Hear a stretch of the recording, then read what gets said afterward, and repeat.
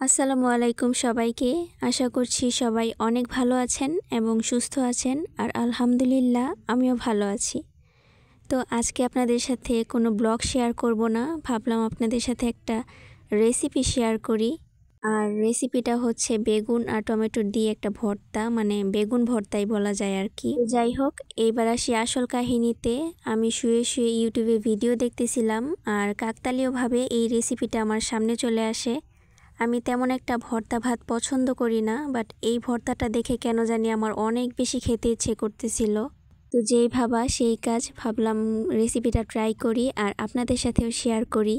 যাই হোক, এখানে আমি একটা বেগুন আর একটা টমেটো নিয়ে নিয়েছি। আপনাদের বাসায় যেটাই থাকবে, সাদা বেগুন বা গোল বেগুন যেটাই থাকে সেটাই নেবেন, মানে বেগুন হলেই হলো আর কি। তারপর নেবেন টমেটো, আর ট্রাই করবেন একটু পাকা টমেটো নেওয়ার জন্য, কারণ কাঁচা টমেটো হলে সিদ্ধ হতে অনেক বেশি টাইম লাগে। আমি যেই টমেটো নিয়েছিলাম এটা একটু কাঁচা ছিল, যার কারণে একটু টাইম লেগেছে সিদ্ধ হতে। কাটাকুটি শেষ করে এখন হচ্ছে ধুয়ে নেওয়ার পালা। সব কিছু ভালোভাবে ধুয়ে নিতে হবে। আর এখানেই একটা ভেজাল করে ফেলেছি আমি, সেটা হচ্ছে সবজিগুলো আগে ধুয়ে নেওয়া উচিত ছিল, মানে নতুন রাঁধুনি হলে যা হয় আর কি। তো যাই হোক, ভালোভাবে ধুয়ে তারপর লবণ, হলুদ, মরিচ সবকিছু একসাথে দিয়ে মিক্স করে নিতে হবে, মানে বেগুন ভাজি যেভাবে করে সেভাবেই। তো টমেটোগুলোকে সাইডে রেখে বেগুনগুলোকে আমি খুব ভালোভাবে মাখিয়ে নিচ্ছিলাম, আর ভাবছিলাম টমেটোতেও কি হলুদ মরিচ দিব কি না।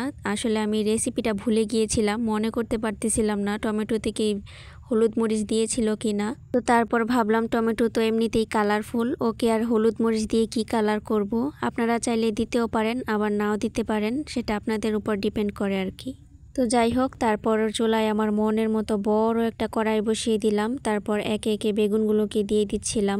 এই কাজটা করতে যে আমার কি পরিমাণ কষ্ট হচ্ছিল আর ভয়ও লাগছিল, কারণ তেলগুলো বারবার আমার হাতের ছিটে আসছিল। তারপর ভাবলাম এই ঢং রেখে একসাথে সবগুলো দিয়ে দিই, সেটাই ভালো হবে। আর এখানে আমি সবকিছু কম পরিমাণে নিয়েছিলাম, কারণ আমার মনে হচ্ছিল ভর্তাটা খুব একটা বেশি মজা হবে না। আর আমি তেমন একটা বেগুন পছন্দও করি না, তাই সবকিছুই অল্প পরিমাণে নিয়েছিলাম। ফার্স্টে আমি বলেছিলাম টমেটো একটু পাকা দেখে নেওয়ার জন্য, কারণ এই যে এখানে আমি টমেটো যখন ভাজতেছিলাম তখন বেগুনগুলো যেহেতু একটু সফট, তাই আগে আগেই সেদ্ধ হয়ে গিয়েছিল, কিন্তু টমেটো সেদ্ধ হচ্ছিল না। তাই আমি চামচ দিয়ে এটা ভেঙে দিচ্ছিলাম যেন তাড়াতাড়ি সেদ্ধ হয়। ভর্তা যেহেতু একটু ম্যাশ করে খেতে বেশি ভালো লাগে, সহজে তো ম্যাশ হতে চাচ্ছিল না এই টমেটোটা, তাই আমি চামচ দিয়ে ভেঙে দিচ্ছিলাম যেন ভর্তা বানানোর সময় তাড়াতাড়ি ম্যাশ হয়ে যায়। তো টমেটো আর বেগুনগুলোকে সাইডে রেখে আমি পেঁয়াজগুলোকে ভেজে নিচ্ছিলাম, কারণ কাঁচা পেঁয়াজ আমার একদমই ভালো লাগে না খেতে। তারপর কিছু শুকনা মরিচও ভেজে নিয়েছিলাম, আর শুকনা মরিচের ফ্লেভার আমার অনেক বেশি পছন্দ। কাঁচা মরিচ আমি তেমন একটা পছন্দ করি না, কারণ কাঁচা মরিচের ফ্লেভার আমার কেমন জানি ভালো লাগে না। যাদের কাছে কাঁচা মরিচের ফ্লেভারটা ভালো লাগে তারা কাঁচা মরিচ দিয়ে করবেন, সেটাও ভালো লাগবে খেতে। তো যাই হোক, এখন হচ্ছে মাখানোর পালা। আর ভর্তার মেন জিনিসই হচ্ছে ভালোভাবে মাখানো। হাত জ্বলবে ভেবে একটু একটু ভয়ও লাগছিল, বাট আমার মাথায় শুধু টেনশন ছিল যে ভর্তাটা যেভাবেই হোক মজা হতে হবে। আর আমার ধারণা হাত দিয়ে ভর্তা মাখালে অনেক বেশি মজা হয়, তাই আমি হাত দিয়েই মাখাচ্ছিলাম। এই পেঁয়াজ মরিচের ভর্তাটাও আমার অনেক বেশি ভালো লাগে, দেখে মনে হচ্ছিল শুধু শুধুই খেয়ে ফেলি। আর সত্যি কথা বলতে ভর্তাটা অনেক বেশি মজা হয়েছিল।